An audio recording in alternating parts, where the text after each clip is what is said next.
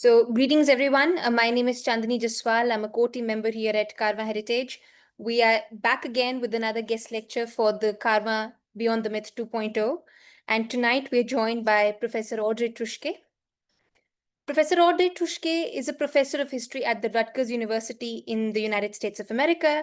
She's a prolific author who's written a lot of books, this being her debut book, Culture of Encounters, a very important book for all of us studying, the milieu of the Mughal world.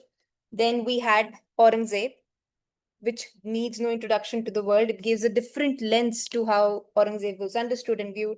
And we have different versions of this book. That is why you see a few pages here, because Professor Truschke had uploaded a couple of different versions of Aurangzeb that were published across. And then came this book, which is Languages of History. This came out in, I think, 2020.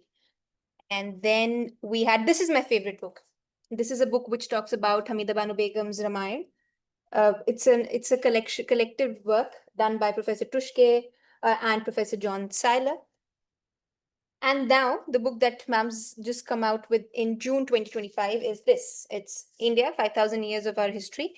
And this again gives us a different view of history, even though Professor Truschke works primarily on the early modern period of India. This book gives you and it's all encompassing because it starts from times of yore. It starts from the way our workshop starts, from your Indus Valley civilization, and even before that, up until the colonial rule and the aftermath.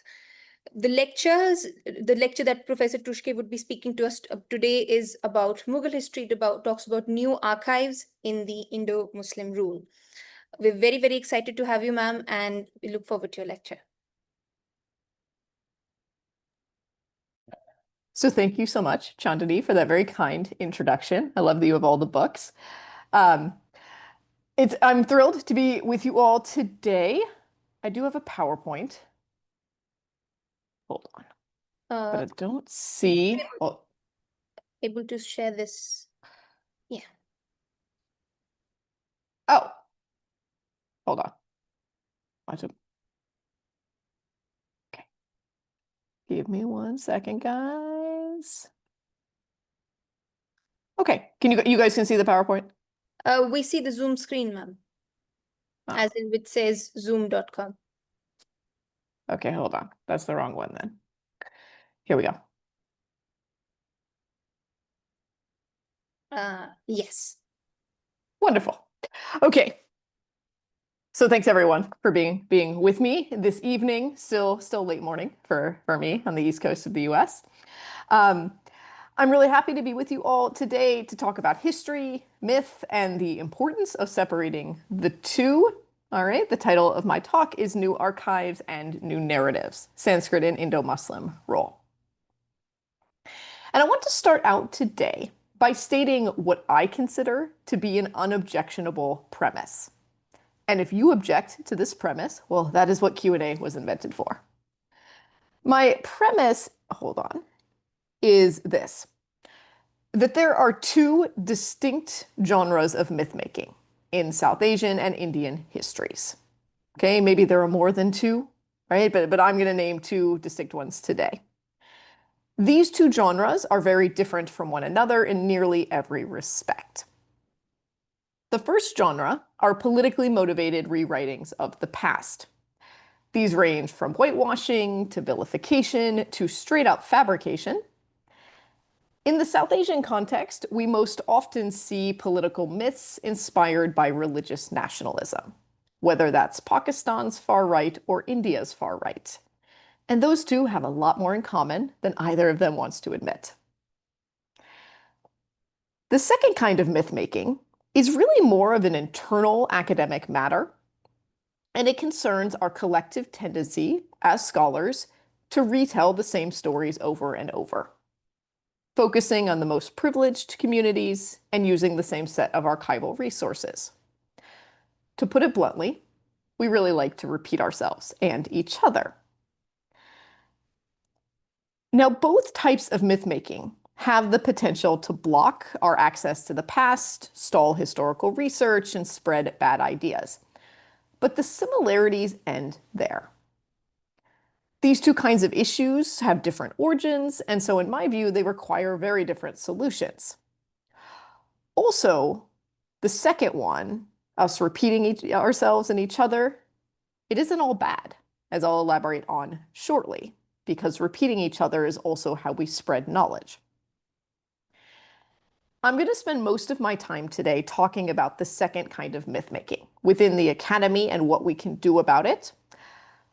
But first, let me comment, sort of by way of introduction, a bit more briefly on political rewritings of the past, which are just more straightforward to address, at least in some ways.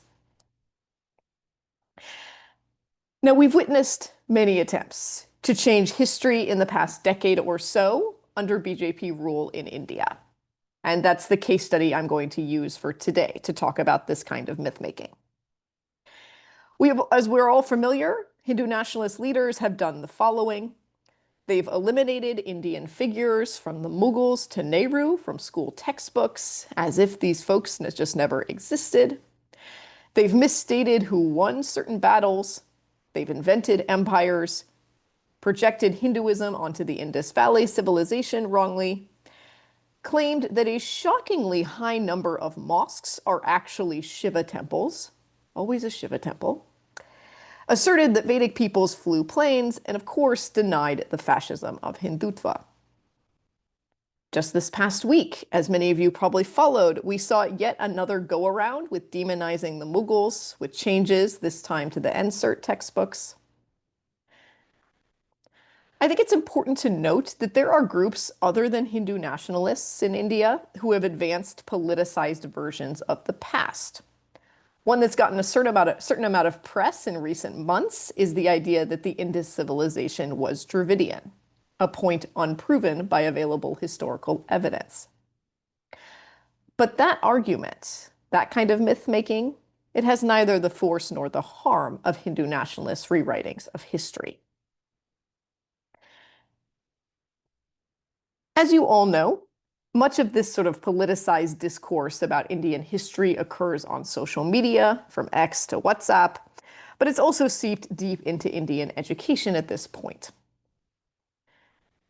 In a strict sense, I maintain that every single Hindu nationalist attempt to change history has failed, because the past remains untouched. No matter how much you scream, you really can't change history.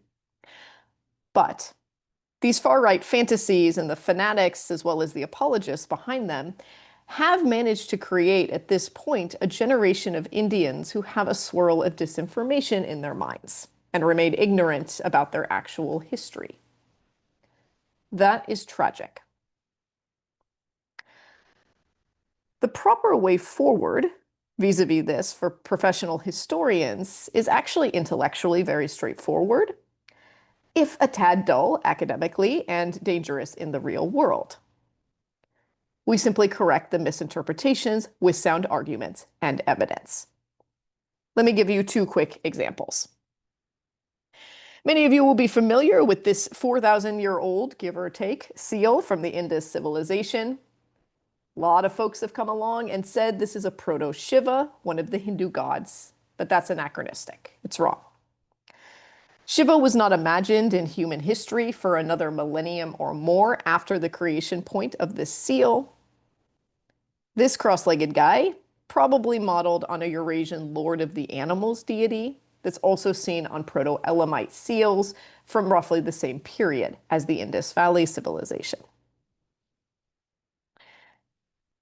Jumping ahead in time, maps like these crop up every now and again, right? And they're total nonsense.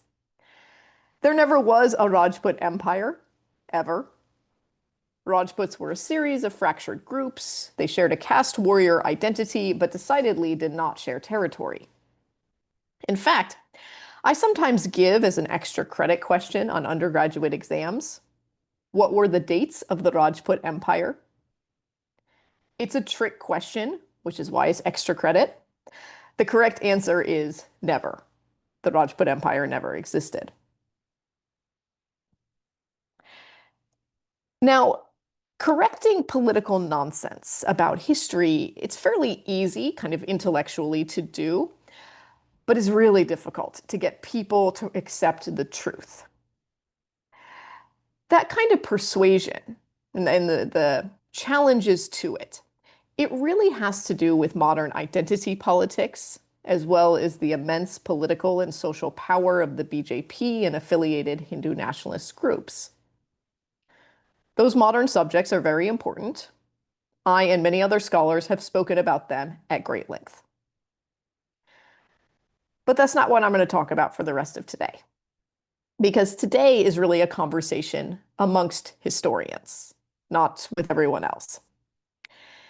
And so I want to spend the rest of my time with you all on myth-making problem number 2, as I've dubbed it, right? And number 2 in the academic world, it's always the harder one, right? It's always reviewer number 2 that gives you a hard time, never reviewer number 1. And problem number 2, this concerns our internal challenges as historians. Now, as I mentioned, this sort of myth-making happens as an internal academic matter most often. It centers around our general shared attachment to old narratives. Now, of course, a historian's attachment to the work of her predecessors is in many ways an asset. History is a cumulative discipline. We care very much about earlier secondary scholarship. The goal, generally speaking, is for all of us to build upon what our gurus and our gurus' gurus have done. I have no desire to challenge or change that. But I can't help but acknowledge that that same tendency to value, even defer to our predecessors in earlier scholarship, can at times also lead to the entrenchment of narratives. That can then, in turn, make it a little difficult to innovate, especially when it comes to shifting a core narrative for a particular subject and the central archival resources. To be sure, and I want to be clear on this point, what I'm really discussing today is innovation in overview books and central works on a subject, not really within specialist scholarship. Generally speaking, in the historian's profession, no one minds if you come along and publish a book with a new archive or a new perspective on a particular king or social problem or set of religious changes. But whether that specialist scholarship, whether your innovative take ever gets integrated into more broad overviews of a subject, such that you would teach in an undergraduate classroom, or that your colleagues who are not specialists in that subject would ever read. That's what I'm really concerned about. Let me illustrate this problem with a concrete example. We are all familiar with Indo-Muslim rule, a period lasting around 1200 to 1750. Feel free to adjust those dates to your preferred one in your mind, and including dozens of discrete political dynasties and states. Nearly every scholar in the last 200 years who has written about Indo-Muslim rule has used Persian sources as their foundation. Consider the assumptions built in to the last few sentences I just said. That this period is best described as Indo-Muslim rule, or Indo-Persian, it works too. But that last bit of Indo-Muslim, of course, that's a religious identifier.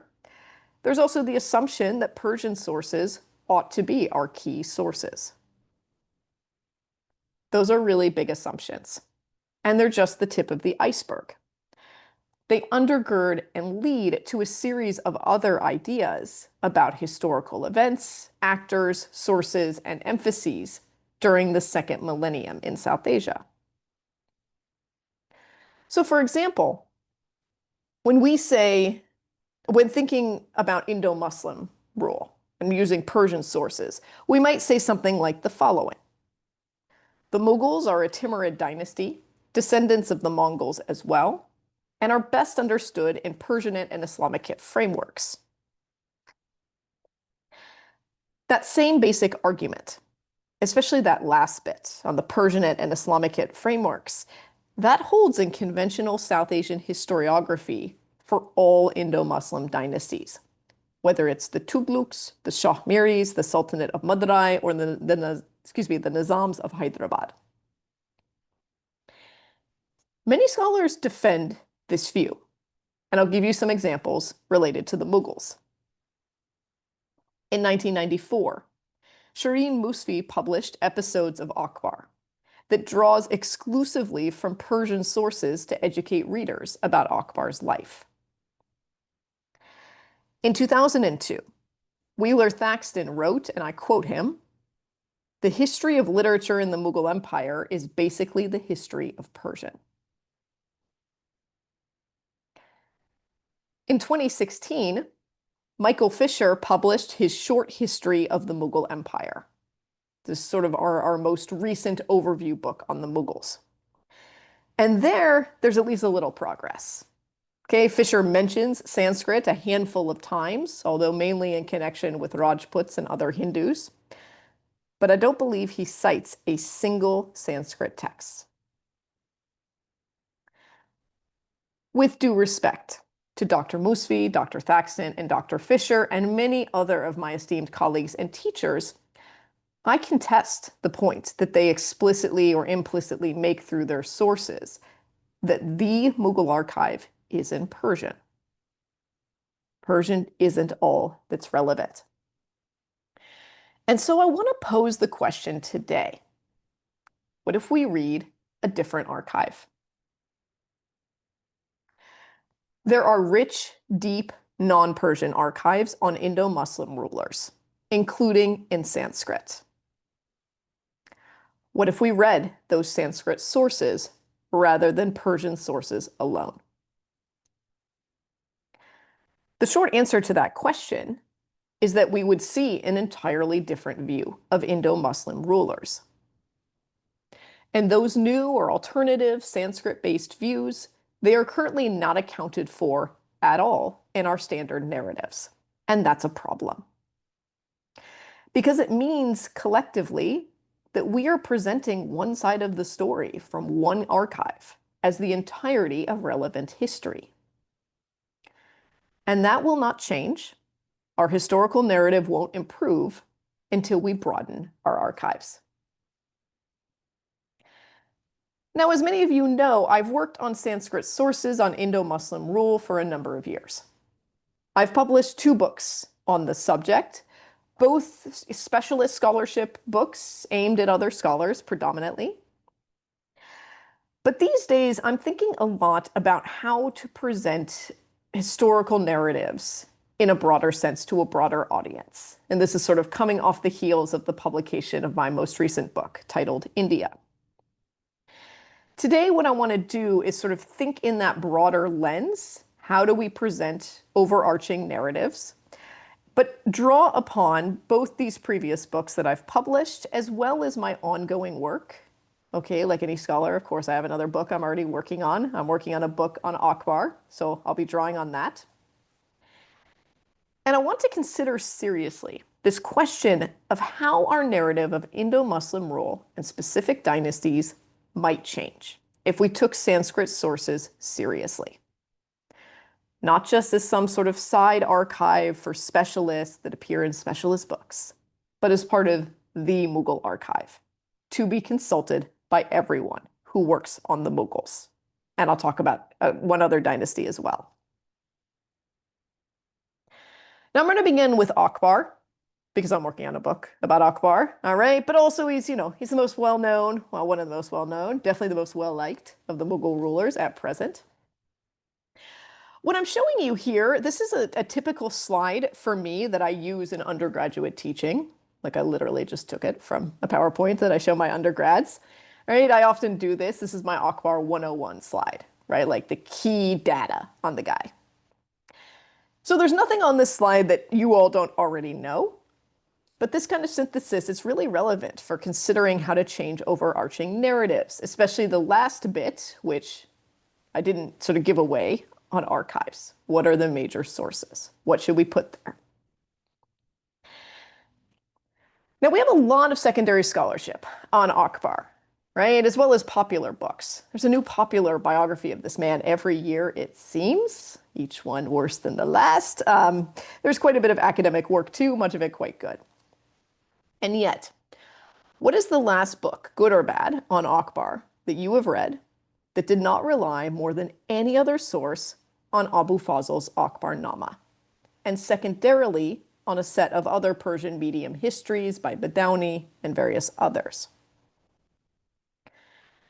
Some scholars read the Akbarnama in the original Persian, others in English translations, yet others access them through secondary scholarship. But the centrality of Persian histories emerging from or near Akbar's court remains generally unquestioned. But Akbar appears in a lot of different works, in sources in other languages, including in Sanskrit, and they offer different views that we miss when we ignore that archive. Consider the example of Fatehpur Sikri. This was Akbar's capital city, at least for a time, because the man really liked to switch capitals. All right, so located pretty near Agra. Abu Fazl tells us that this city, made of red or pink sandstone, honored Sheikh Salim, a Chishti figure with whom Akbar was close. Other Persian sources mention that Fatehpur was associated with the conquest of Gujarat in the early 1570s. But Sanskrit intellectuals, they had another take. Shanti Chandra, a Jain monk who wrote in Sanskrit around 1590, he says that Fatehpur celebrated Akbar's land conquests more broadly, north, south, east, west. He sort of goes through this conquest of the four directions, which is a well-known Sanskrit trope. And then he has this verse. Thinking, I who live in this city have conquered the full circle of the earth with my own two arms. Akbar entered the city called Fatehpur, a name given according to the sounds of his own language. Instead of Akbar's new capital honoring a Chishti saint or celebrating Gujarat's conquests then, we might, following this Sanskrit source, see Fatehpur as celebrating Mughal political success more broadly.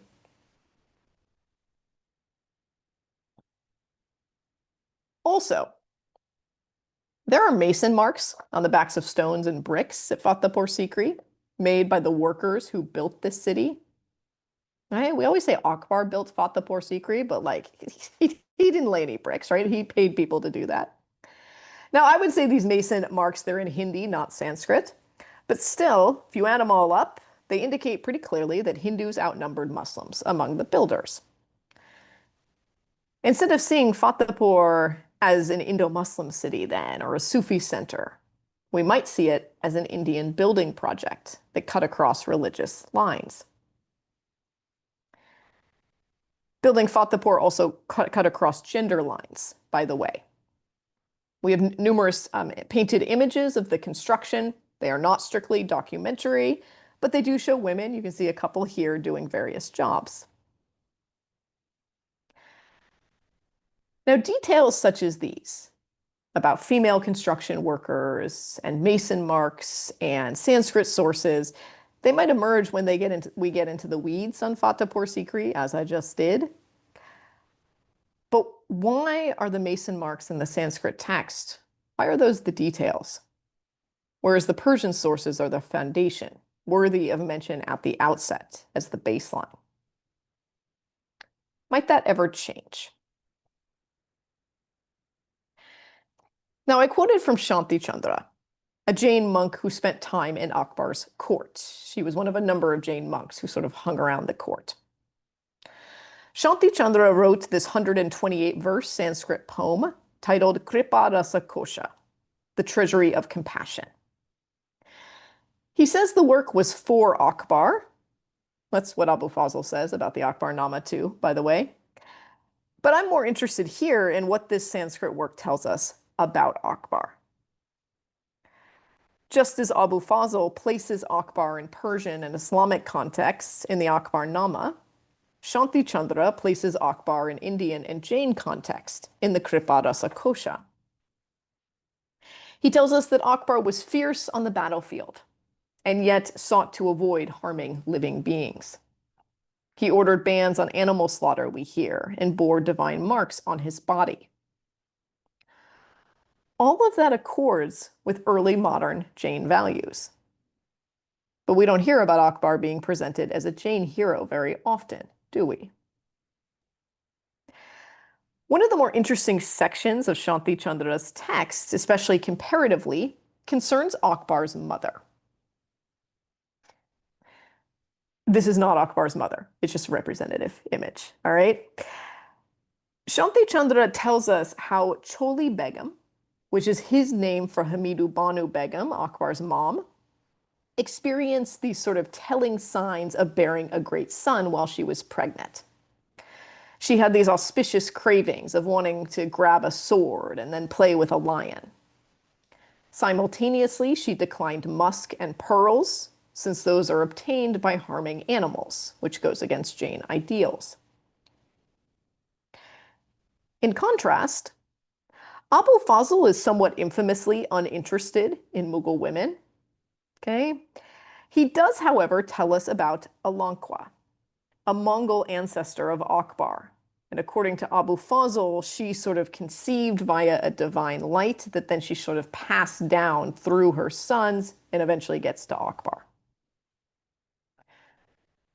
Now, both stories, Choli Begum having auspicious cravings while pregnant versus Alankwa conceiving divine light, these are both hagiography or propaganda. But most Mughal historians only know the Alankwa bit, not about Choli Begum.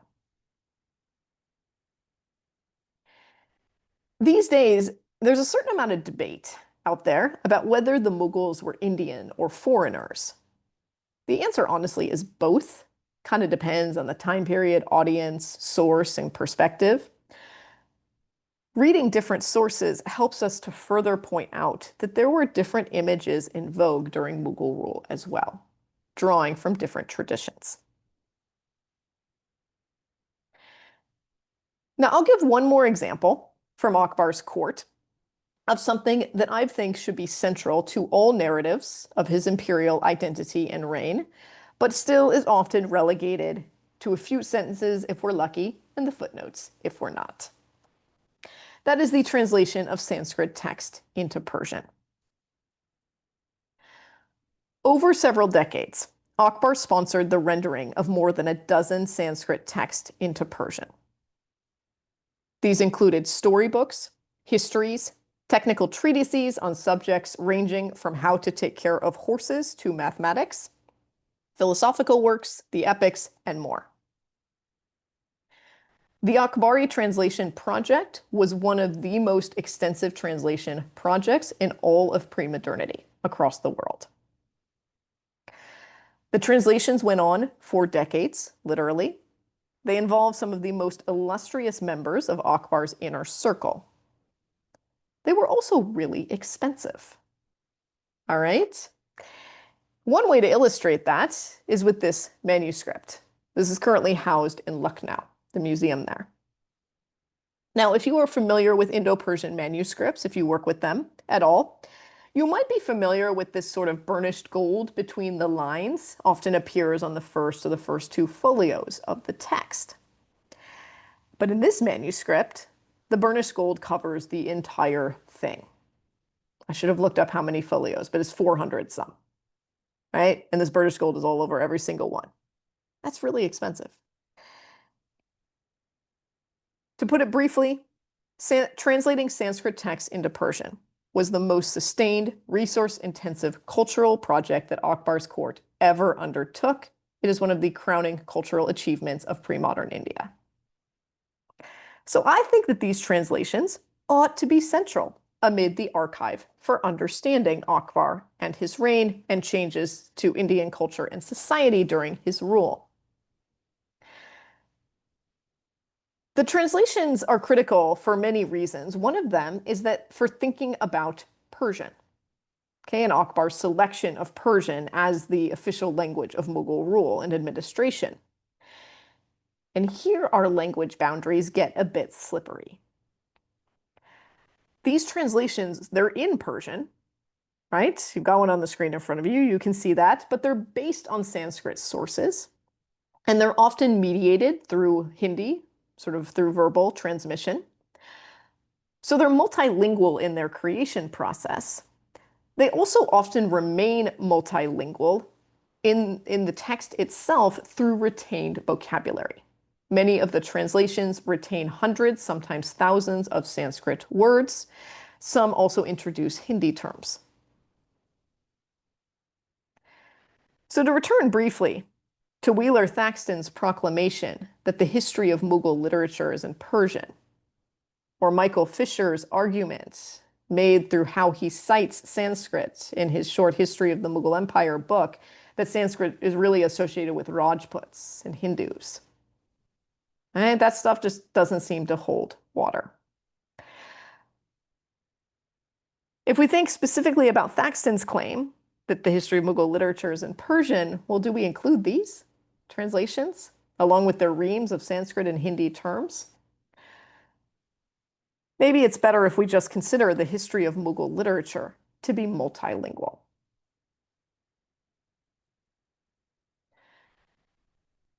Now, Mughal Sanskrit to Persian translations and their accompanying lavish illustrations, right? And these translations are most well known, I would say, in general, for their lavish illustrations. They often need to be read alongside Sanskrit text to make good sense. Consider this image. This is Rama's court. It's from a Ramayana that's held in Doha, was once owned by Hamidu Banu Begum, or Choli Begum. They might start calling her Choli Begum. All right. This is from book 7 of the Ramayana, when Lava and Kusha, Akbar's sons, sort of young teenagers, go to meet him singing his story. Now, Rama's court, when I look at this image, it's looking a tad, well, Mughal. We see red sandstone, courtiers in Mughal dress, even this tray sort of in front of the throne, right, with all these like bottles and accoutrements. Art historians can tell you exactly what all this stuff is. All these features we see appear recurrently in Mughal images. If the court's Mughal, well, then who's sitting on the throne? Is it Rama or is it Akbar? Now, for those of you familiar with Mughal historiography, you know that Akbar delighted in ambiguity. Okay, he especially loved stuff that would praise him in excessive terms, but also had a completely innocuous meaning.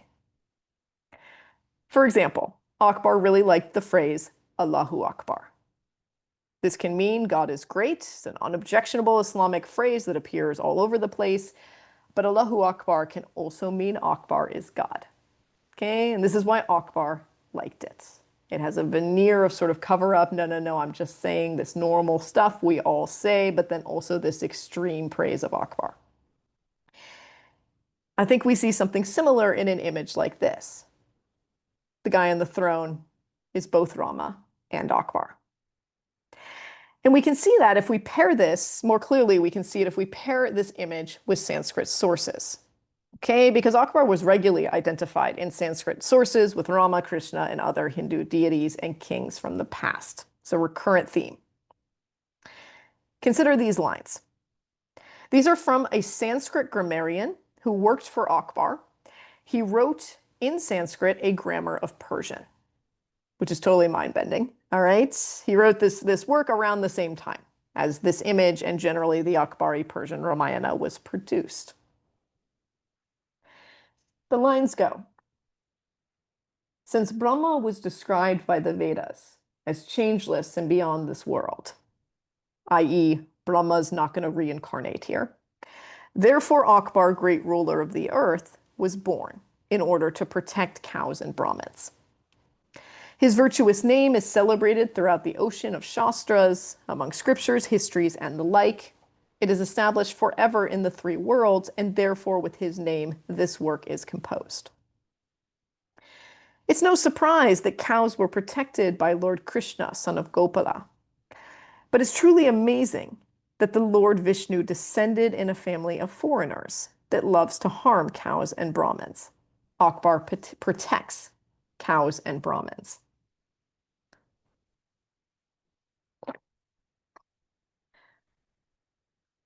Now, Akbar is Vishnu, right? That's the image we're getting through these verses.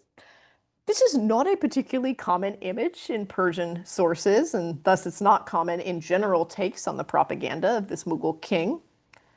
But it appears a lot in Sanskrit sources, and so maybe it should be standard, right? We need to widen our archive. Now, this problem that I've been describing, wherein our standard narratives and archives can at times become unhelpfully kind of locked in amber, it isn't only a Mughal issue, all right? I talk about the Mughals so much, which is good. I love talking about the Mughals, but I'm going to talk for just a little bit instead about the Shah Miris. Now, the Shah Miris, they come to power in Kashmir in the late 1330s. They then rule parts of the region into the mid-16th century. The Shah Miris were unlike other Indo-Muslim rulers in a lot of different ways. Here's some of them. Their lineage and origins are a little unclear, but they're seemingly not related to other Indo-Muslim dynasties. The Shah Miris never practiced elite slavery, which was a notable activity associated with the Delhi Sultanate, their contemporary rulers, early on at least, in Delhi. Third, and I'll say more about this today, they employed Sanskrit intellectuals as their state historians. No one else does that among the Indo-Persian sort of set of rulers. As a result, for the Shah Miris, their core historical archive is in Sanskrit, unambiguously not Persian. This might be one reason why we hear relatively little about them in standard histories of the subcontinent. Now, the Shah Miris sponsored a few different Sanskrit histories. Okay, somewhat confusingly, they all share the same title, Raja Tarangini. Okay, if you were familiar with the Raja Tarangini of Kalhana, that is an earlier work, a little bit different. Okay, today I'm predominantly concerned with the later Raja Taranginis of Jonaraja and Srivara. And my question is, what does an Indo-Muslim dynasty look like in a state-sponsored Sanskrit history? A lot like a Hindu dynasty, as it turns out. Oh, whoops, I think I missed a slide there. Yeah, no, good.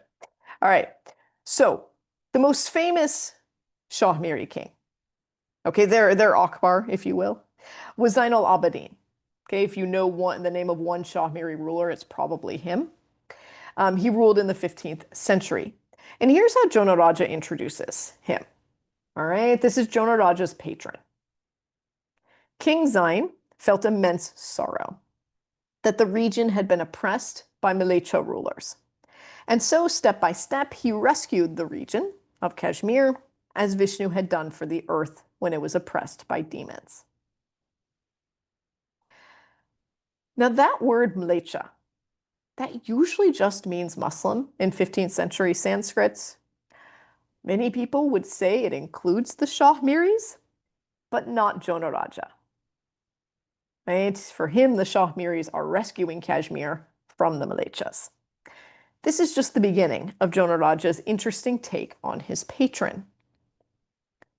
Both Jonaraja and Srivara writes after Jonaraja. These are the two main historians of the Shah Miris. They both tell us that the Shah Miris descend from Shiva. Jonaraja describes a specific Shah Miri ancestor as a second Arjuna. That's a pretty common reference. But then he goes on to say he was followed by his son, who he relates to the son of this Shah Miri ancestor, Babruvahana. That's a somewhat specific reference in Hindu mythology. Zain al-Abidin is said to have listened to Sanskrit texts and been friendly to Brahmins, time-honored ways of describing all Indian rulers. Okay, the being pro-Brahmin stuff, we don't have a lot of corroborating evidence, but him listening to Sanskrit texts, we do have textual sources, other textual sources that indicate that as well. Jonaraja and Srivada also tell us about royal women in the Shah Miri line, like Queen Gul Khatun or Gul Khatun. Upon her death, Srivada mourned. All men, remembering that Gul Khatun nurtured high caste Hindu customs, like the sun nurtures lotuses, mourned and wept bitterly. Now, Srivada uses the term Hinduka here, okay, which I'm translating as high caste Hindu. This is an early use of that term Hindu in Sanskrit. The history of the word Hindu is usually told based on Persian sources, but the term actually also appears in a number of Sanskrit and Prakrit texts. So these sources have a lot to contribute to such intellectual histories, but here my focus is really on the Shah Miris. Given this mountain of evidence, right, of sort of the Shah Miris being presented like any other Indian (Hindu) ruler, we have to ask, what does it mean to describe these rulers, this dynasty, as Indo-Muslim or Indo-Persian? Is being Muslim enough? Is using Persian sometimes, not even for all of your official documents or histories, enough?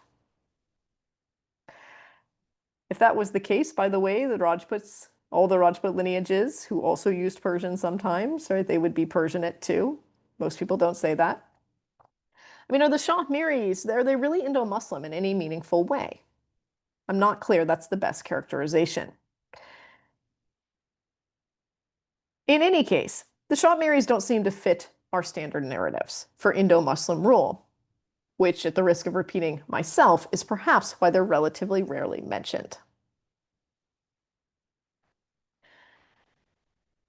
For my third and final example today, I want to sort of circle back to the Mughals. Okay, but the later Mughals, post-Aurangzeb. We're just going to skip over Aurangzeb. Okay, the 1710s, if you're familiar with this period of Mughal history, this was a raucous decade, okay, for the Mughal dynasty. The dynasty went through a whole litany of kings, excuse me. There was a ton of political intrigue, even some ministers, the two Sayyid brothers, seizing control for the first time in Mughal history. A lot of Persian writers wrote about this set of events, and so did Lakshmipati. Now, Lakshmipati, I'm sorry, I'm losing my voice this morning. Afternoon, evening, whatever it is. Lakshmipati worked for a king in Himachal Pradesh. Okay, so sort of on the edges of Mughal control. And as a result, probably one of the earlier folks to feel the loss of Mughal power in practical terms as the empire fractured. Now, Lakshmipati wrote two texts in this vein, the Nrpati Niti Garbhita Vritta and the Abdullah Charita. Both of these are on Mughal political sort of like back and forth events of the 1710s. But Lakshmipati, he does stuff differently than his Persian writing contemporaries. For one thing, he wrote in multiple cultural and linguistic registers. For example, in terms of cultural registers, he represents Abdullah, one of the Sayyid brothers who usurps Mughal power for a short while. He depicts Abdullah as citing the examples of Kamsa overthrowing Ugrasena, that's most often discussed in Sanskrit, and Aurangzeb imprisoning Shah Jahan, a point of Mughal history. And so he's mixing registers. Regarding religious registers, Lakshmipati depicts Mecca as the equivalent of Kashi. Right? He's basically like, look, these are both like pilgrimage sites for just members of two different religious traditions. And in some ways, I think the linguistic register mixing is the most striking. Lakshmipati uses Persian vocabulary, even grammar at times. That is a decision that is so radical in Sanskrit, it's really hard to know what to say about it. It's just not something most people did. In a sense, Lakshmipati's language sort of inverts what we see in the Akbari translations. Those translations imported Sanskrit terms into Persian, whereas Lakshmipati imports Persian terms into Sanskrit.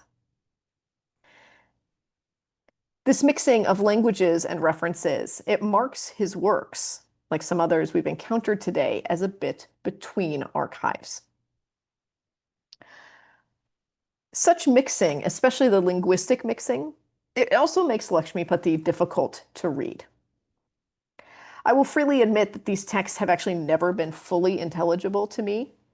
All right, I can make out most of them, but there are nuances of literary expression and some vocabulary words that elude me still. And yet I wonder if this is our best model, at least in a way. I don't want to replace the Persian archive for early modern Indian history. That would be insane. What I want is to expand it to also include Sanskrit texts and Hindi texts and work in other languages that I have not had time to go into today. This is a radical argument. I think few scholars would contest that there is a time and a place to talk about Sanskrit in second millennium Muslim-run courts in India. Right? I think most of my colleagues would give me that. There's room for the stuff I work on. But in practice, discussing those sorts of subjects, it's generally limited to specialist scholarship or single-authored books. What I'm asking for, I contend that that the histories of Indo-Muslim dynasties, whether that's Akbar or the Shahmiris or the later Mughals, that all those history books should draw on a diverse archive and let their vision of the dynasty or the king in question be developed or presented accordingly. So I'm not saying that we stop reading Abu Fazl or the other classics of Indo-Persian history, but I am saying that we need to read people other than them too. After all, if I ever read a history of Akbar that failed to cite the Akbarnama, I would probably dismiss that history as missing too much primary source material to be valid. Why shouldn't that be the case for histories of Akbar that fail to cite any Sanskrit sources? Why shouldn't we dismiss them as missing too much of an important archive to be valid?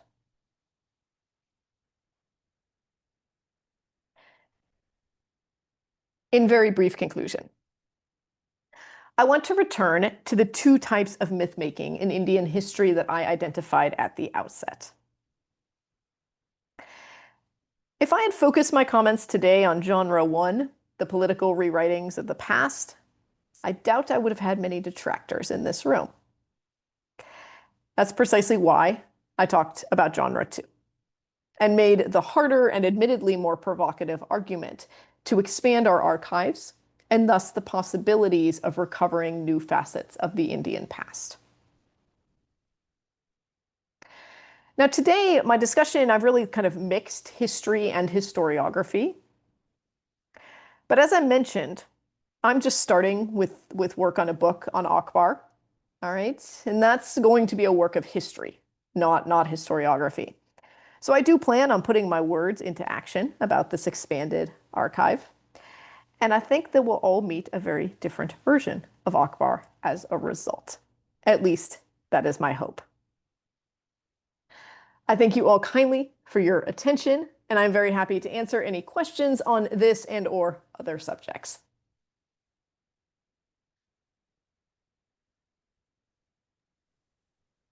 Thank you. Thank you very much, Professor Truschke. Can you see us? No, well, hold on, I'm working on it. No. It doesn't have a stop share button? I don't know. It should be somewhere at the bottom of your screen, or if you can click on share screen again, it should reappear. No?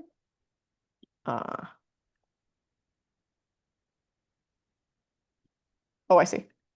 Sorry. I'm all good.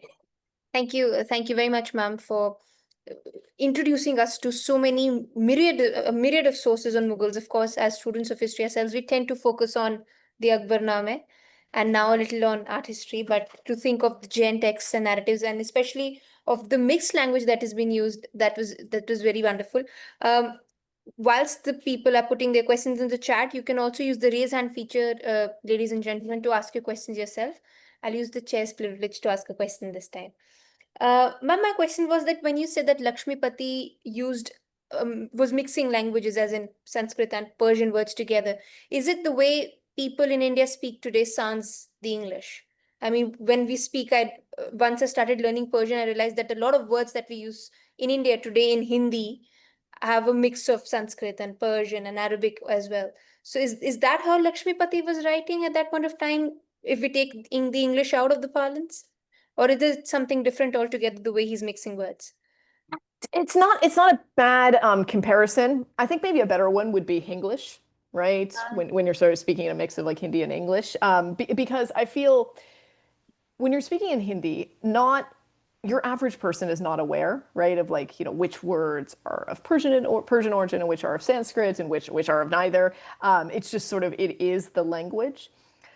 Lakshmipati does not speak in a known language or a register that anyone else seems to understand. Like there's no other contemporary documents that would attest to this. It's not like a version of Hindi. It's not like it's Braj Bhasha or something like that. So whatever he's doing, it does appear to be a real, on the Sanskrit and Persian stuff, a real mixing of two languages, right? So I think Hinglish is probably a closer example, right? I think when people speak that, they are generally aware of like which is coming from which one, right? I think he uses bits of Persian grammar. That's one thing that's really striking.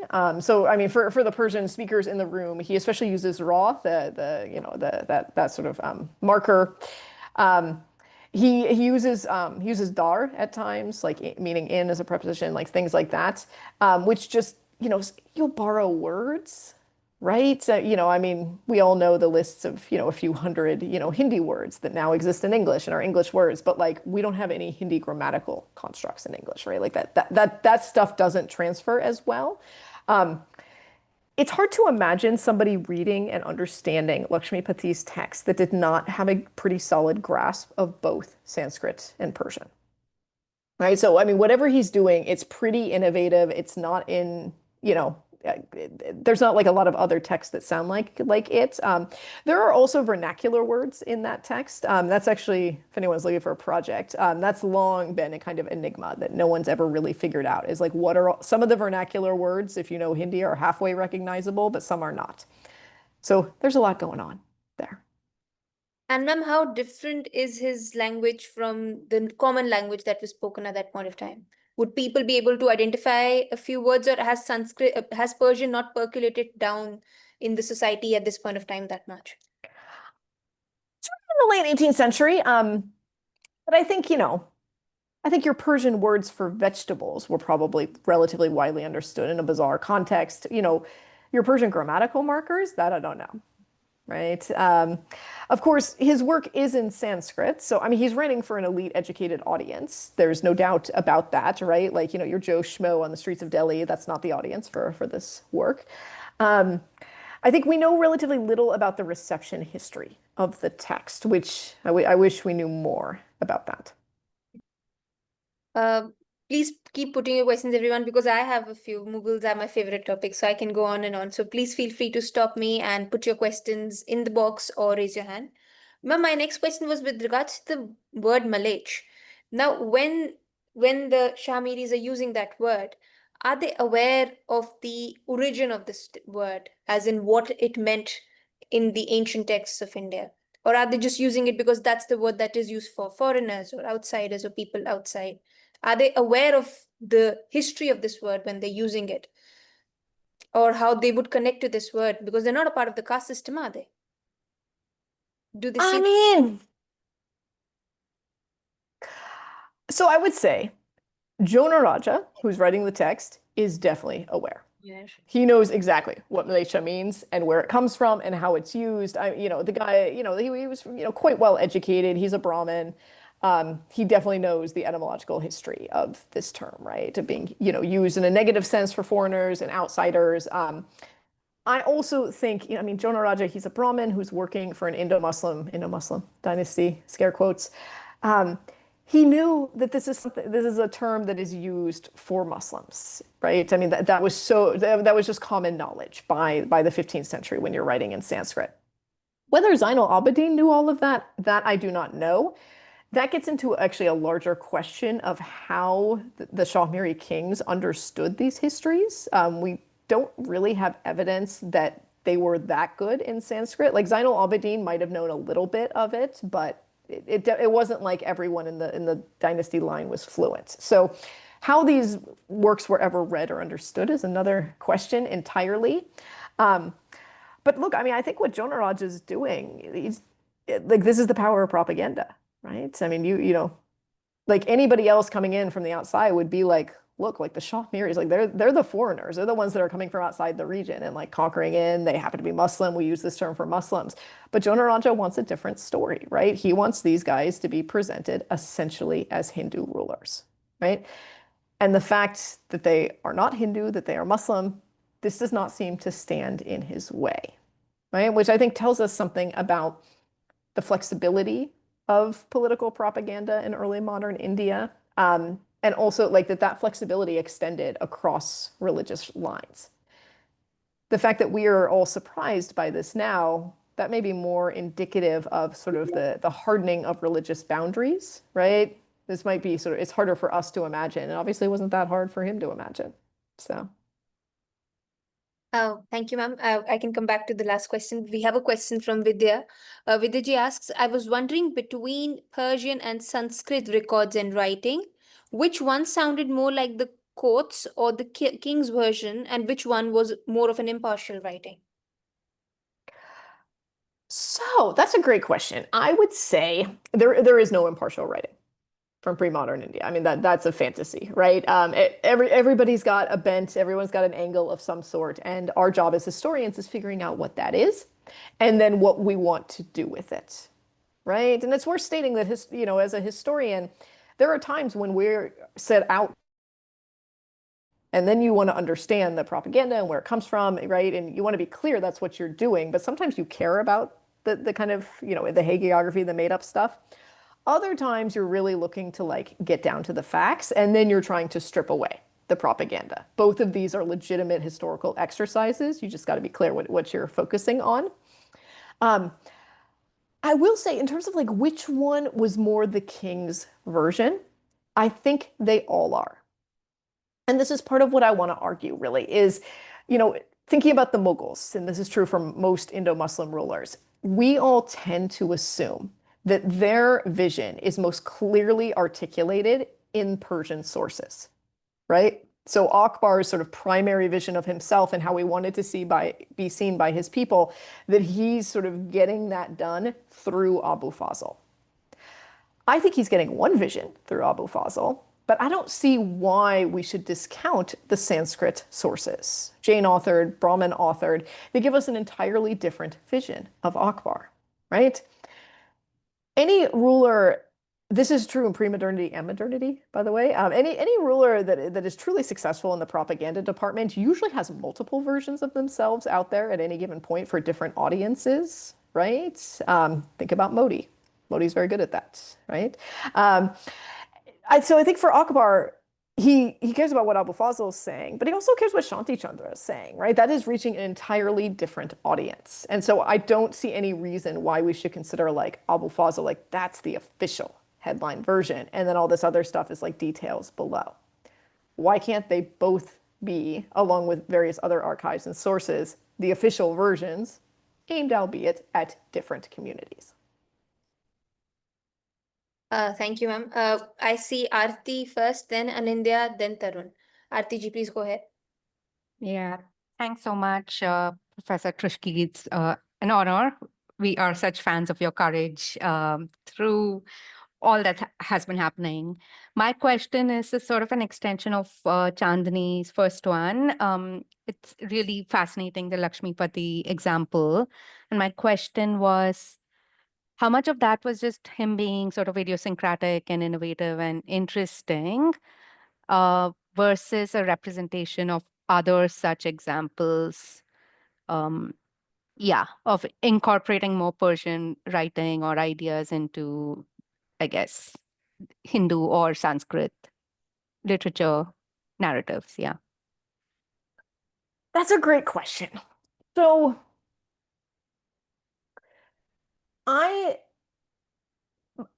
in the last work I published on Lakshmipati, which is in my third book, The Language of History, I theorize him as sort of like the bookend, like the last major Sanskrit history of an Indo-Muslim empire, right, or dynasty.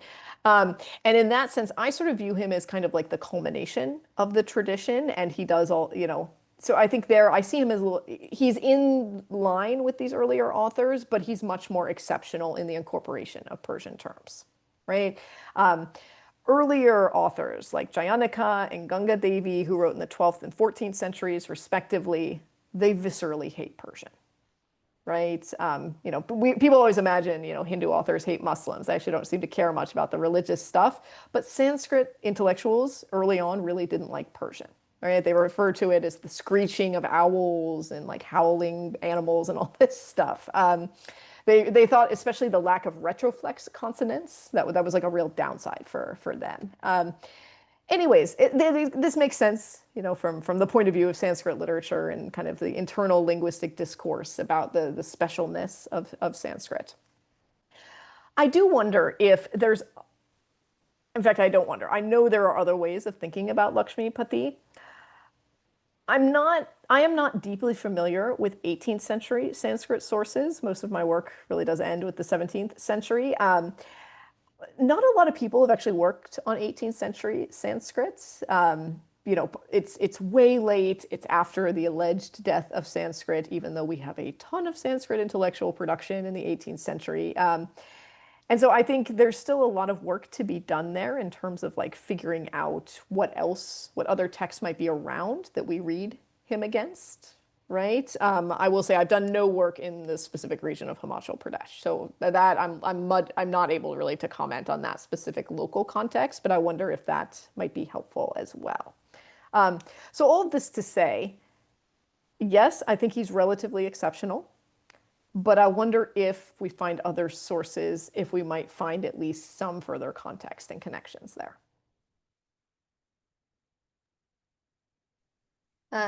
Thank you. Yeah, thanks so much. Anindya, please go ahead. Yeah. Thank you, ma'am. Thank you for your lecture. It was very enlightening. One question that I had is that in the early history period, especially after the Mauryans, we have seen a way of in the Brahminical religion try to internalize Buddha as part of the Vishnu avatar, this thing, right? And made Buddha also as part of the Hindu or the Brahminical religion aspect. So are we seeing the similar trend here also with another religion coming in, that the reference of Akbar to be Vishnu or the reference of the Shamids being Vishnu, isn't it a try of the Brahminical religion of internalizing the outside religion into their own self?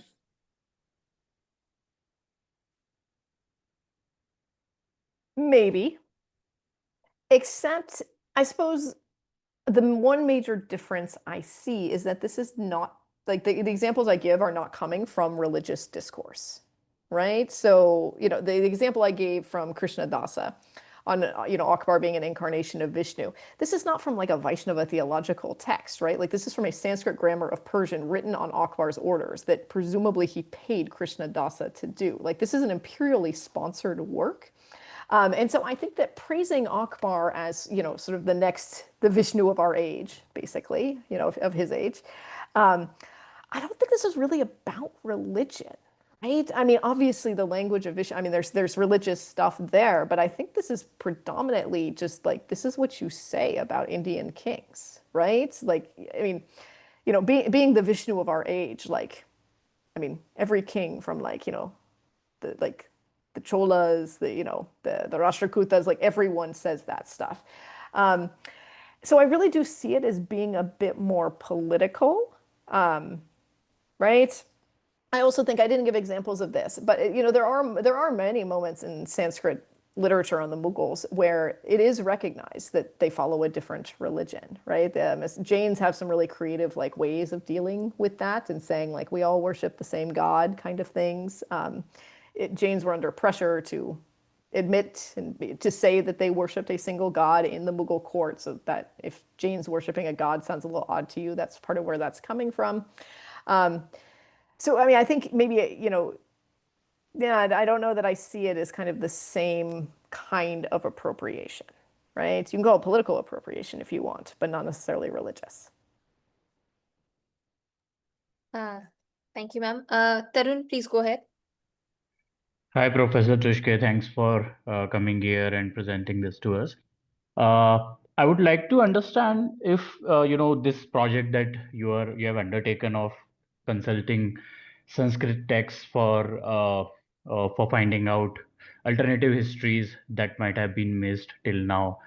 Would we not run into a roadblock of just they being less expansive than, let's say, Aine Akbari? So my reading of, let's say, Aine Akbari is that I was just reading Professor Eaton's work on Bengal, and I come across so it's like every campaign of Akbar is very widely discussed in Aine Akbari.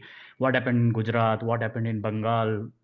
All those things. So would we find this expansiveness of source in the Sanskrit text also, or would they be just just praising Akbar and like very very much limited in scope compared to something like Aine Akbari? And your views on that? So it's a great question. I think I sort of have three basic answers. My first one is I am not arguing that for every time we cite, the Akbarnama or, the Aini Akbari, which is the last volume of that work, that we also need to cite a Sanskrit source. I'm merely arguing that if you write in an entire book devoted to Akbar or to the Mughals and you cite no Sanskrit sources, that's a problem, right? So I am making a slightly more modest argument. My second answer would be yes, some of the Sanskrit sources actually are quite that expansive, right? So today I gave the example of Shanti Chandra. His work's short, 128 verses. So that's more like the Fatnama on Chittor or something from Akbar's period, which is an important source, but relatively succinct. But there's another Jain text by Deva Vimala. The author's name is called the Hira Saubhagya, right? Like the good fortune of Hira Vijaya. And that is a Mahakavya. And so, all Mahakavyas are quite long. The first half is on Hira Vijaya's early life, but the second half basically is on him at Akbar's court. It's hundreds and hundreds of printed pages, right? It comes with a commentary, so it's even more even more lengthy on all this Mughal stuff. There's a lot there. People just don't read it. The third thing that I would say is maybe the most controversial, which is that I think people overstate sometimes the degree of both detail and reliability of Abu Fazl, right? So, Abu Fazl, he was one of these people who never used one word when he could use 100 words, right? I mean, if you strip away the prolixity, there's actually a little bit less there than most people think. That's number one. The other thing is, Abu Fazl didn't always tell the truth. He didn't always get it right, right? And so, this is another issue is many people treat that like it's some sort of straightforward historical account, and it's not. It's propaganda for a king. It's good, it's important. I'm not saying that there's no historical value. There's immense historical value, but to read that without critical eyes, that's a problem as well. And that's another value of adding another archive, right? So you can read comparatively. Great, thank you. We have a question from Priyank, and he wanted to ask you for your help in any references in Sanskrit or Persian regarding the organization of time during the Mughal period, specifically how time was organized and what instruments were primarily used to standardize it in courts and for the general public.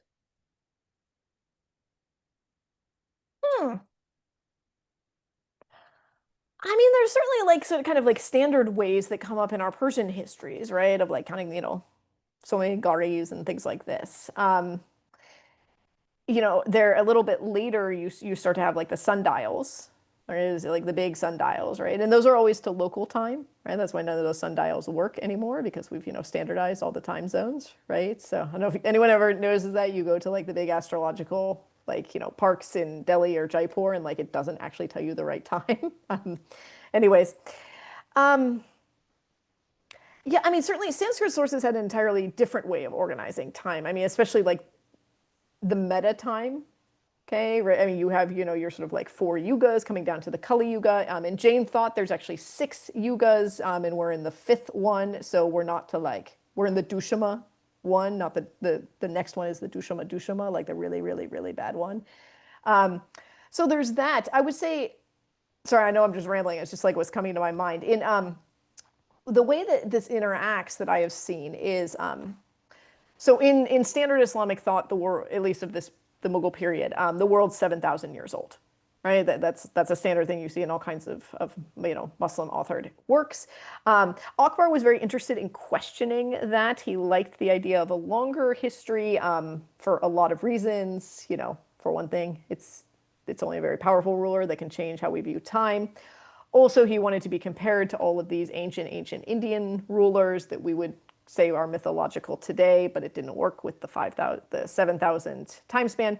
So this is one thing that comes up is, Akbar has these texts translated from Sanskrit to Persian, and then he uses them to argue against the ulama, who he loved to humiliate, who are, in his court being like, oh, no, 7,000 years, that's it. Like, this is like, some real hardcore religious stuff. You better not go against this. And then Akbar's over there, but here's this like Sanskrit text. What are you going to say to this, right? And sort of pitting different views against each other, always, of course, pursuant to Akbar solidifying power in himself, right? Which, maybe Akbar just liked bothering the ulama, I don't know, but certainly taking power away from the ulama helped him to cement his sort of specific imperial role and power in his own person. So no, that's some of what comes up into my mind. Thank you, ma'am. Any other questions? Ma'am, I had one question before we call it a day. Ma'am, the fact that Hamida Banu Begum has been called Choli Begum is something that I had not heard of. And I was thinking that Choli would mean the bodies that one wears with the sari, right? So why not Ghungat Begum or why Choli Begum? What is the meaning of that epithet for her? Is there some, Haji Begum, we've heard of her Haji Begum, but who's Choli Begum? And what's the Yeah, I had theorized at some prior point that it might relate to her wanderings in the desert. when Right. they're fleeing to Persia. Right. Sort of coming from Chul in that sense. I'm not sure of that. I mean, that's as I recall, I would have to check my notes on that, but as I recall, I didn't actually have a great reason for that. It was just kind of a guess. But some of that is because Shanti Chandra really does focus on her pregnancy moments, and that would Hamida Banu Begum was like on the run while pregnant. Like she was literally 8 to 8.5 months pregnant and like going across like, the deserts around like Jodhpur and Jaisalmer and stuff. And, the wells are filled in, there's no water. It must have been a quite harrowing experience for her. So I had sort of thought maybe it was that. I guess it could be related to dress. Well, I'm very open to other explanations of this. I will say Shanti Chandra is not the only guy who uses this. That the naming of her as Choli Begum does appear in other Sanskrit sources of the period as well. So, maybe she was known by a couple of different names, right? So Maryam Makhani is only used by Akbarnama in Akbarnama. We don't see it anywhere else for Hamida Banu Begum. We see it in other Persian sources, right? So the Maryam Makhani, that is a post-death name. Okay, the Mughals use different names for people after they die. It's considered to be a sign of respect. And so, to me, it's a clear literary convention. I'm not sure that would have been really a spoken convention, right? Like, you're in the marketplace, you're gossiping about Akbar, you mentioned his dead mom. Do you really say Maryam Makhani? I doubt it, right? I bet you say Choli Begum or something like that. So, thank you, ma'am. Yash, please go ahead with your question. Am I right in supposing that these indigenous sources, they did not have a proper conception of Islam as a different civilization? Like when we compare it with, say, Europeans, there is a sense that, from day one, they knew these people have a different religion and they are kind of in a conflict with them. But in our sources, that discourse is, weirdly absent.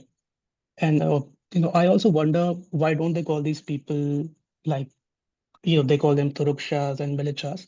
Why don't they call them, Islamic and Muslim? So it's an interesting question. I think my first response would be to question your view of how Indians viewed Europeans.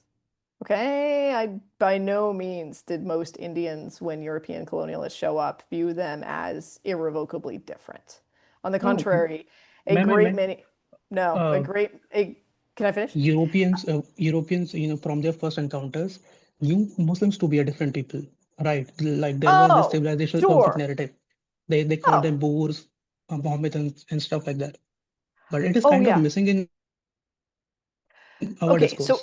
so yeah, thank you. I misunderstood. So I think that has to do with the European history of othering, right? And especially othering on the grounds of religion. I mean, that's a European obsession going back as far as I know to the beginnings of European history, right? So like it's distinguishing like Christendom from everybody else, right? That same set of impulses is ultimately responsible for the kind of Hindu-Muslim division that we see today in India and the characterizing of religious identities as the most important, right? Like the intellectual lineage does go back to Europe in the beginning there. But I think from a pre-modern Indian perspective, right? Like somebody shows up who has a different religion, like that's just another Tuesday, right? There had never been a predominant religion in India. There had always been religious diversity. Like, I just don't think it was that abnormal to have someone show up and be like, yeah, I have this other set of beliefs. It's like, oh, well, like, join the crowd. We've got like, 50 people and like 10 different religions in this village, right? Like, like religious diversity was so normal in pre-modern South Asia. Why would the coming of Muslims have been that big of a deal, right? I think about this sometimes when I teach. I teach periodically a course called Indian Religions. So it's an overview of South Asian religion. And it's such an unwieldy course because it's like every religion, right? Like, I mean, the major religions of the world are like half from South Asia and half came to South Asia. Like they're all there. So you end up teaching so much. In terms of like the words that Sanskrit intellectuals use for Muslims, so they like Malaysia, which is this old word that just means, somebody not like us, basically. Sometimes someone from somewhere else, but sometimes not. They like Turushka, which is it's a Sanskritization of the word Turk. And we call it an ethnonym, okay, because it's pointing to Turkish as an ethnicity, but they use it for all Muslims. So they're not very particular about using it for Turks. So it's I don't know, it's an ethnonym. They use other words as well. I have a whole list, I think in my third book, of all the different words they use. But I think if you're asking why don't they use a word like Muslim? I mean, the short answer is a couple of Sanskrit intellectuals do. There are Sanskrit intellectuals that clearly use like predecessors of Musulman, right, as a term.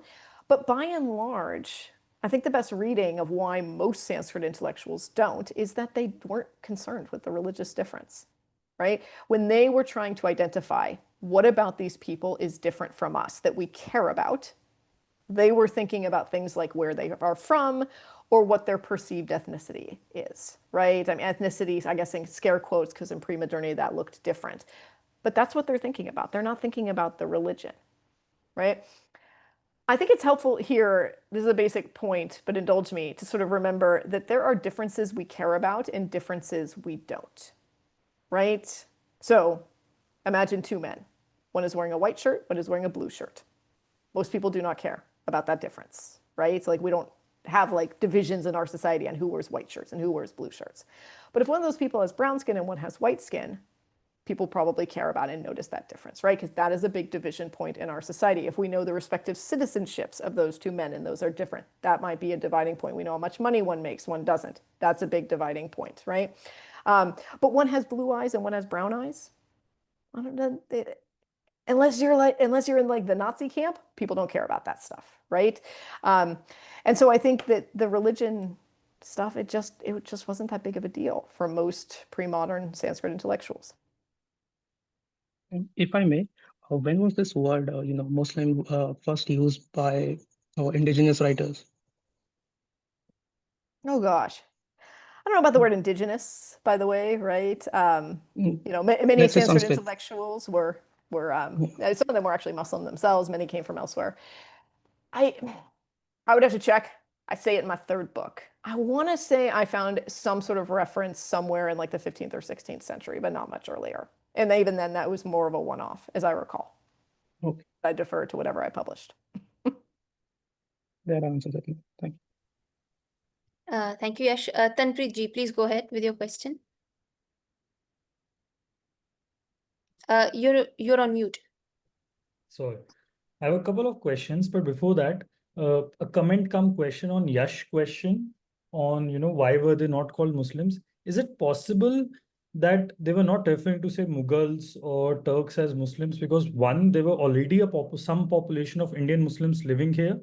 Plus, among Muslims, there were so many different ethnicities like Afghans, Persians, Uzbeks, Turks, that they would, and major differences between them. They were fighting between them as well. They would not refer to them as Muslims, but maybe as Mughals or as Persians. So that's one question. My second one, among your static narratives, right? You gave an example about Mughal rule, where you have Sanskrit sources are not cited by historians. Are there more examples in Indian history where you feel we have a very static narrative of following one kind of resources till now, and historians haven't delved into other kind of sources? Third and last question, sorry. As a history student, right, who was still reading secondary sources, when we read history, do we look at intention of the historian if they are missing out certain narratives, or we assume that it's a miss, so it's just laziness? I don't know. So on your first point, yes, I agree. I think that could be a plausible argument as well. That there's a lot of Muslims around. They come from different places. I think that's a fair way of looking at it. Your second question, are there other places in Indian history that I feel like a new archive would help? Yes. I have a whole list. I will give one example. So in my view, one of the great kind of, I don't know, underappreciated and underexamined kind of parts of South Asian history has to do with the end of Buddhism, right? Like that's a big question. Like what happened to Buddhism?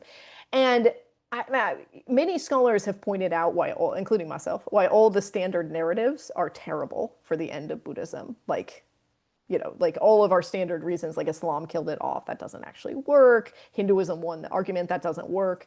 But we don't actually have like a substitute story.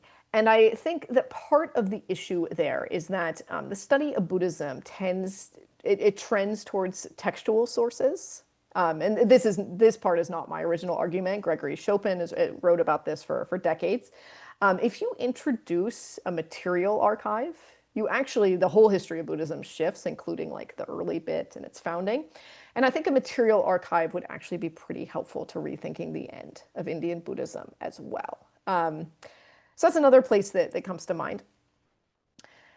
The question of the intentions of historians, that is a great question. So my general advice, I think, would be as follows. One, I'm generally pretty reluctant to assume bad faith on the part of fellow historians, right? This does not include like popular writers and people with crazy ideologies, and like that's a whole different thing. But for like real, like straight and narrow, like Pukka historians, I generally prefer to assume good faith.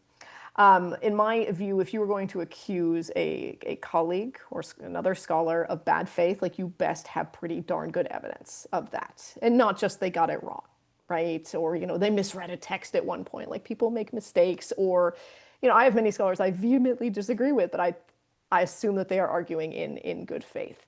I think where this can get a little bit tricky for me, and I don't know if this is what you're thinking about, but especially when I do work on Sanskrit sources, we go back in secondary scholarship on that. So, I mean, I will read and take very seriously 19th century colonial era historians who wrote on Sanskrit texts. Many of those people, I mean, I think they wrote in good faith for their day, but it's not what I would call a good faith now, right? Like they have such pronounced biases. And so there is a certain amount of like sorting out, okay, what's like the kind of like crazy. We're just assuming we want to like Christianize all of India, like, you know, and that the British are racially superior. Like, I want to get all that out, but I also don't want to throw out the baby with the bathwater, because a lot of those people were really good at Sanskrit and had some interesting things to say. So that can get a little bit more complicated. But I think the last thing I would say is, especially for modern historians, I think, look, I'm not going to say there's never cases where people argue in bad faith, but I think a lot of the times it honestly works out better if you just assume good faith, because then you can focus on the intellectual and academic arguments, right? Like, there is nothing wrong with writing an article absolutely slamming another scholar's interpretation. Just keep it focused on the facts, right? Thank you. The final question for today, ma'am, we're left with 1 minute. So, Prabir asks, could you please share your views on Dine Lai and Sule Kul and the relevant facts from these ideologies from the new archive that we have, the Sanskrit sources, if there's any mention of that? Sure. So I think the Din Ilahi is one of the most over-discussed and oversold things in Akbar's reign. That's what should be in the footnotes. It's not that big of a deal. It's this small-scale discipleship project. Like, a grand total of like 12 people ever were part of that thing. It wasn't even called Din Ilahi. That's like a later term. It's mentioned like 2.5 times in the main Persian sources, right? Like, it's not even a big deal for Abu Fazl. The man wrote thousands of pages, and it's not a big deal for him. So yeah, I'm not that interested in the Din Ilahi. I just think it's hugely oversold. That's a different historiographical issue, is how we get people to stop talking about that. Sule Kul is a different matter. I think Sule Kul was a big deal and an interesting piece of Mughal propaganda. I am working on a theory that I guess I can share with you guys. It's still half-baked, so we'll see where it goes. But you know, Sule Kul, that's something that Abu Fazl and others really talk about as like, this is what Akbar's reign is about. This is what's special. This is what sets this king apart.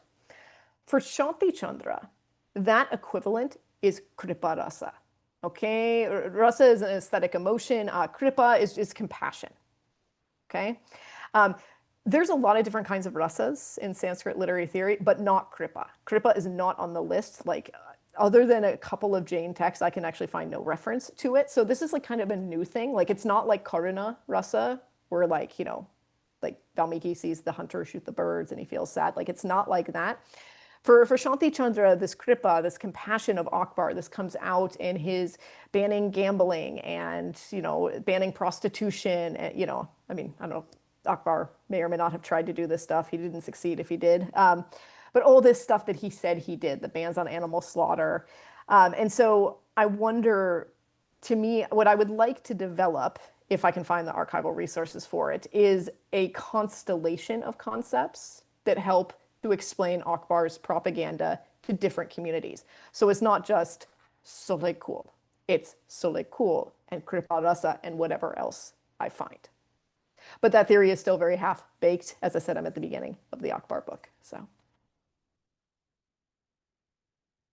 Prabir, we very quickly, because we are at the top of the hour, so very quickly, please go ahead with your question. Ma'am, brilliant lecture. If I may, a very tangential question, since we were talking about static narratives.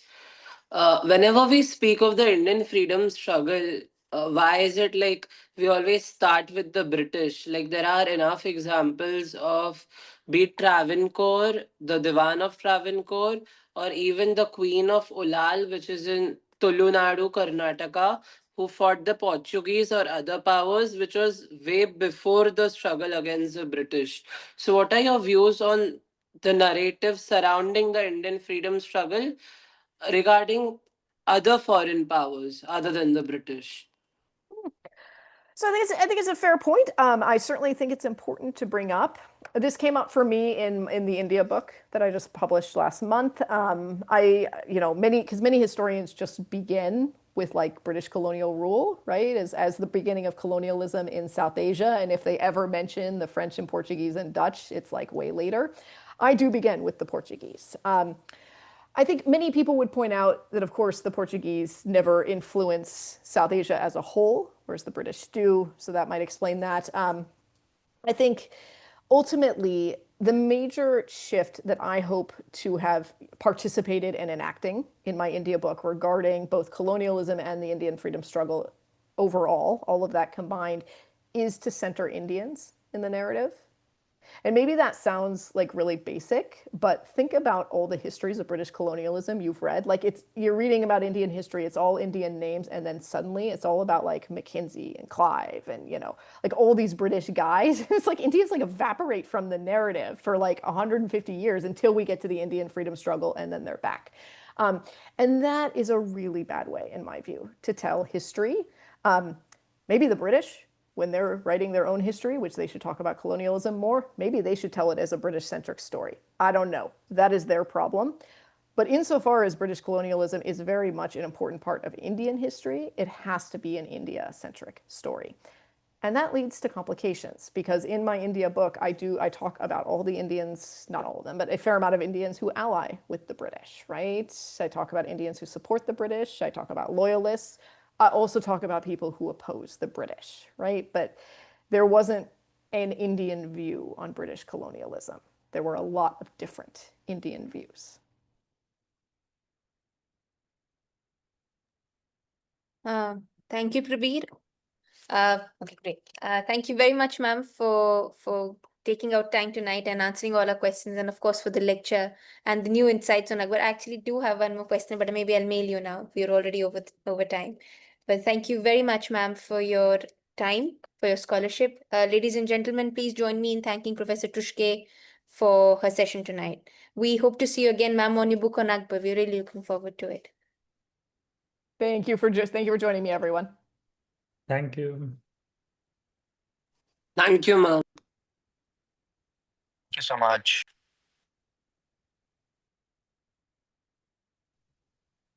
Thanks. Enjoyed it very